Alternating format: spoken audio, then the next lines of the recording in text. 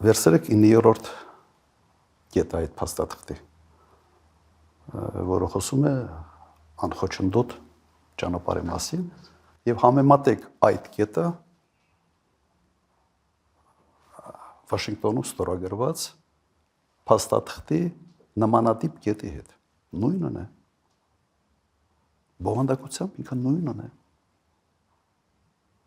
Ուղղակի այն տարբերությամբ, որ այն ժամանակ կար Արցախ, այն ժամանակ կար Լաչինի Միջանցք, եւ այդ 9-րդ կետը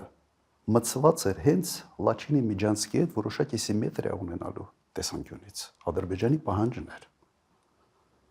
Եվ այն ժամանակ փոխանակ կրճել այդ կետից, ապահովել իսկապես ճանապարհի ֆունկցիոնալը, ոչ թե հանձնելով որպես Միջանցք, այն ժամանակ Միջանցքի տրամաբանություն չկար ընդհանրապես։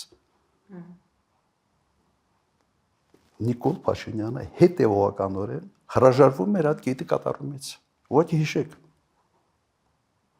Հետևողականորեն հրաժարվում էր այդ կետի կատարումից։ Եվ այդ հրաժարվելը բերեց նրան, որ Լաչինի Միջանցքը փակվեց եւ ավարտվեց ամեն ինչը Արցախի կորստով։ Սա փաստեր են։ Հիմա ինչ կատարվեց, նույնատիպ, այսպես որոշումը, նույնատիպ մոտեցումը ներկայացում է որպես դարակազմիկ մի որոշում, որը կայացված է Վաշինգտոնում։ Ինչ փոխվեց այդ ընթացքում, չկա Արցախը, չկա Լաչինի Միջանցքը։